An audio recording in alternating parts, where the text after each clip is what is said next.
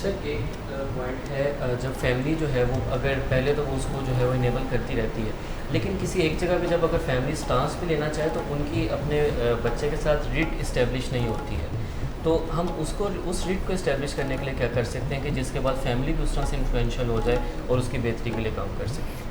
دیکھیے، ہر خاندان کی ایک روایت ہوتی ہے، پھر ہمارے معاشرے کی اجتماعی روایات ہیں.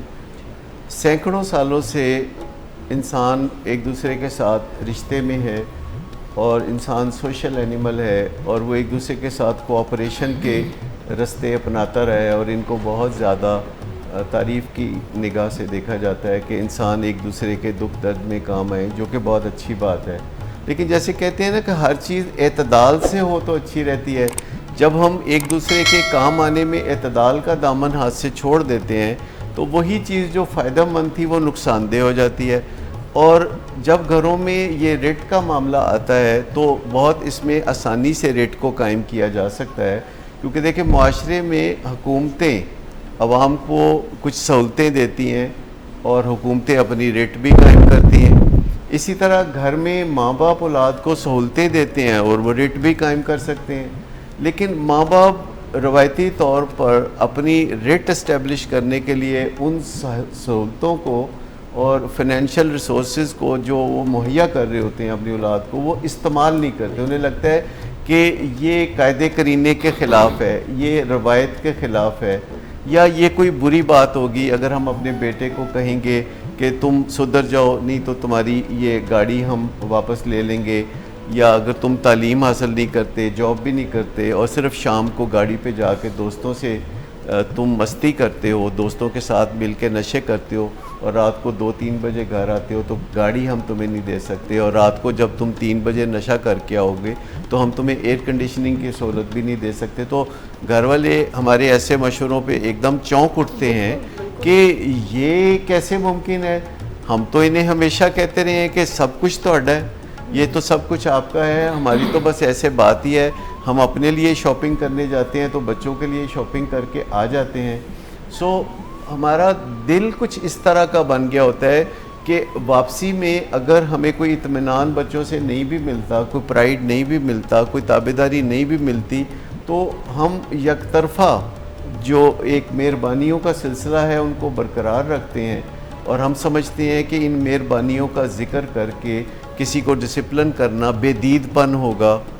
یا بعض اوقات تو وہ کہتے ہیں کہ یہ تو بہت اخلاقی طور پر گری ہوئی حرکت ہوگی کہ اگر ہم اپنے کسی بچے کو یہ کہیں کہ دیکھو یہ گھر ہمارا ہے اور چونکہ آپ ہمارے بچے ہو تو یہ آپ کا بھی ہے، لیکن اس گھر میں جو قاعدے کرینے ہیں، جو طریقے ہیں، وہ وہی چلیں گے جو ہم کہہ رہے ہیں. دیکھو یہ گاڑیاں جو اس گھر کے اندر ہیں وہ ہماری ہیں، لیکن چونکہ آپ ہمارے بچے ہو تو پھر یہ آپ کی بھی ہیں.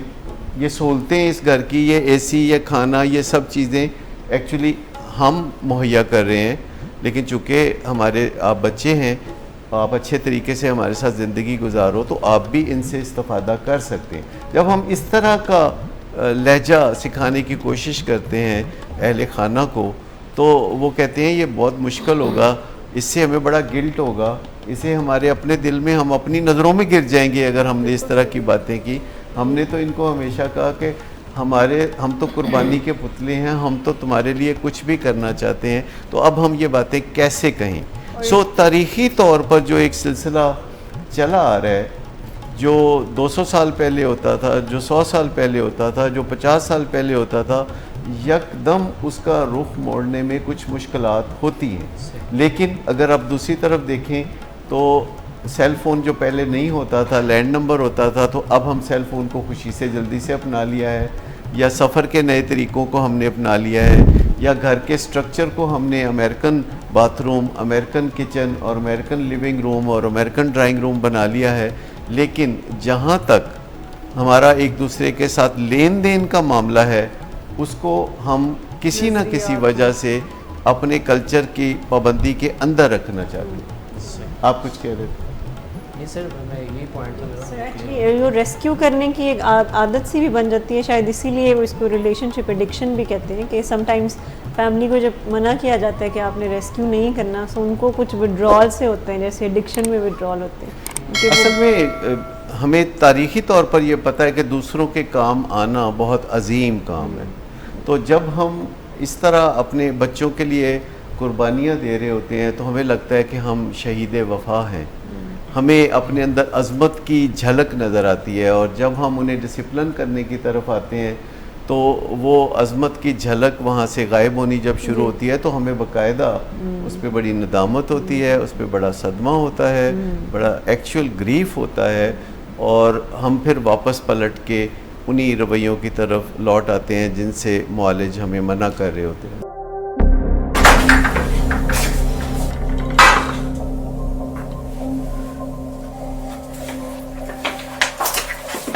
آج پھر بھی کرایا تو